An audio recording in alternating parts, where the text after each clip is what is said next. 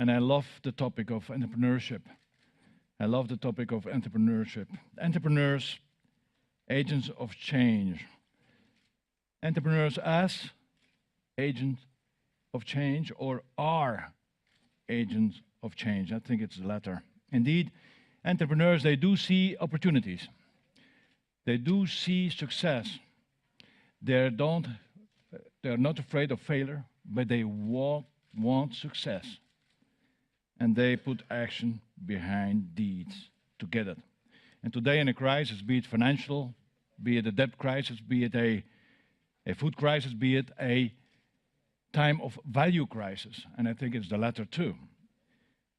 The world is indeed more volatile, is indeed more uncertain, complex, to a certain extent also riskier, and that's where entrepreneurs are actually more relevant. They are the people who see things that others don't see, who see opportunities in problems, and who take initiative to get things done. And as you said, not only to have a dream or to sell a dream, but to make a dream come true. It is linked with people. It is linked with people who are aligned behind one common vision. We are indeed a very decentralized company. We have all the decision-taking pushed out into the markets, but they should be aligned. And we have a compelling strategic and performance framework. We call it a roadmap. Actually, what we did was we have put on a one page the whole strategic direction of Nestle. And we had made it simple so that we can have 280,000 people who are aligned, who, first of all, who understands it. Then they buy in, and then they align their actions so that we can decentralize our decision making, which creates then again the flexibility that you need in a very fast changing environment. Nestle, we are a food and beverage company that is definitely positioning itself as a nutrition, health and wellness company, because the best inducer of health is good food and good nutrition. And that is a very, very broad agenda that the company has taken up, quite ambitious. And it is linked up with different stakeholders. And it starts actually, as you said, it starts with your own employees. That looks like, and therefore we have education, nutritional education, is a deficit in society that is tremendous. I always remember in my school years, we never had 1 hour of education, so it starts with education with our own employees, but then also creating the work conditions for our employees, awareness building, etc. But we want to have the people owning their own future and deciding upon their own reality, but doing that in a strategic direction, built upon alignment and inspiration. Actually, we have, and yesterday we had a management meeting, and we have defined that we should have a spirit of winning. We call it competitive intensity. And a spirit of winning has to do with creating gaps, not closing gaps, making the difference. And that is even the best definition of entrepreneurship, is to make a difference, to bring something to the party.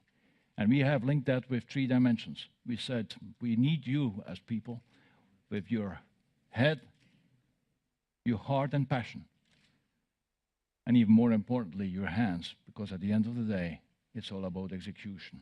And that is what entrepreneurs are all about. A very important part also, and more importantly in the days of today, is how a company goes about its role in society. And we are convinced, and it has been one of the basic principles of Nestle, that whatever we do should lead to bring something to our success. Success, you may call it shareholder value. A company has to be successful to have a future.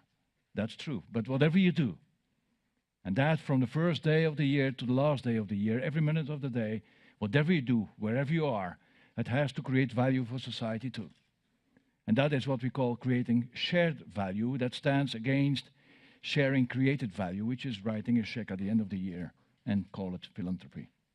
It should be intrinsically linked with your economical activity, your role in society, and that is based upon compliance, environmental, and that is linked with the long-term inspiration of a company, with a set of very strong values again. All that should be based on values and principles. We are not a rule-based company. We are a principle-based company. You cannot manage 280,000 people with rules. Just think, try to define honesty. You don't define that. It should be seen and felt and understood per se. And that's how we operate. And guess what? The developing market is going about their own future now in a different way. To simplify the thing is that before, developing markets was something that the developed market was defining. It was saying, we are developed and the rest is developing. And the rest had to take it. And actually developing was seen as the countries that are stepping in our footsteps, are way behind, and they tried to catch up. That was the developing world. Now that has changed. There was some breaking points there somewhere, I call it the Cancun meeting 15 years ago or something, where the developing world say, wait. As from now, we're going to start also putting some conditions on the table. Now, when a small country like Ecuador does that, nobody listens. When China does that, everybody starts to listen. And I think the developing world is going to change dramatically the dynamics in the world, in the sense that we're going to see new business models coming up. We see also the classical competitors that we have as a company. They're going to be still there. They're going to be changed. But we see an amazing strength of new competitors coming out of the developing world. The developing world is investing heavily in R&D. China was opening last year every day a new R&D center.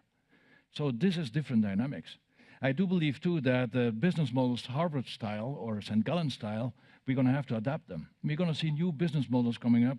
We have a Western style of going about business, also in definition of products. What we do also, and we have to adapt our products, is what we have, the Nescafé of here, we go and bring it there, we adapt a little bit of flavor.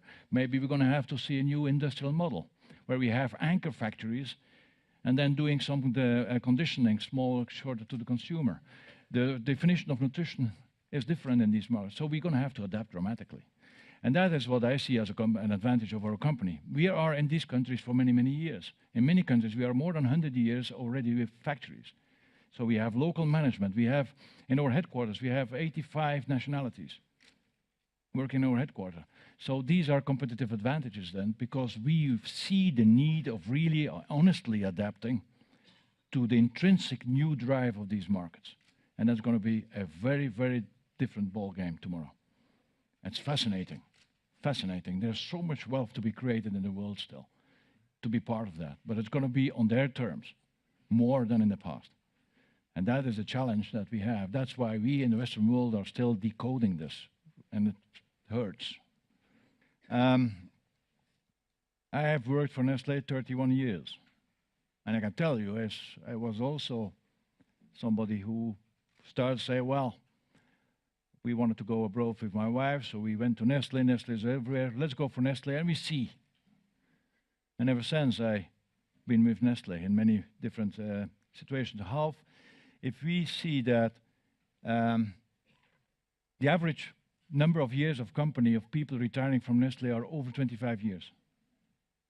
The average number of years in the Nestle company of people retiring from Nestle is over 25 years. There must be something there. I feel it is the coincidence of you can develop yourself as a person in a framing of values that are yours, more or less. You have to have that overlap. But you have to be able to realize yourself as a person because you have your ambitions. Now, if you are also, and we are long-term also on you, on your career. Careers are long-term, not long-term. They are not dashes. They are marathons. And actually, I always say to the people, watch out what you do with your career. If your success, perception of success is your end station, and it's easy to say when you get to a CEO, but anyhow, take it. If your success and happiness at the end of your life is where you got, and you define that when you start, you're taking a very risky bet. Because you condition your happiness with only where you get, and not enjoying the journey. And that's something we have as a company to make sure that people enjoy the journey. Now, we have to share with the people also the fact that it is longer term. Nestle is not where you're going to be general manager the next day. You have to have experience. You have to know how to handle with people. You have to be embedded with the values of this company. You have to understand the journey. And you have to love this and enjoy it. And enjoyment pays your happiness over your life by getting every day a step further. And that's actually a little bit what's happening with our societies. The Western world, where is the illusion of a better tomorrow? That's the problem. And if you make a career and say tomorrow, hey, make another step, I don't start to look only for big jumps. You may wait for a long time. But the small steps, always a little bit better. And that is how I see careers. That's why I say that is also for a company to create that environment so that you can flourish as a person. Let's take the Nespresso business. Tell the group about what are the dimensions of the shared value activity in that area. That's been a fascinating example that we happen to be familiar with. Well, first of all, shared value is, and Nespresso, that's always a nice product to talk about. Yep. We all like it. But Nespresso, the first thing it does in shared value is give you the best cup of coffee. It's true, because you cannot say shared value is something you do then for, on top of doing business, that comes after. It should be in. You mentioned it before. You say it's not something that is on the margin of. It should be part of, intrinsic. And I think the best cup of coffee and building and doing some R&D on this to see how can you do that and then build a system and then also make it available and consistency over time and then go to the farmers and have a relationship with these farmers that is built on a continuous relationship, long term, and then have agronomes going there and then share with these people the best practice to maintain the quality that we need, self-interested quality, because we want to give you the best cup of coffee, but work with these farmers in such a way that they can deliver that with sharing plantlets, knowledge, farm husbandry, best practices, etc., building up long-term relationships, not only a price, pay him more because he does a better job, has higher quality, has better yield in a sustainable way.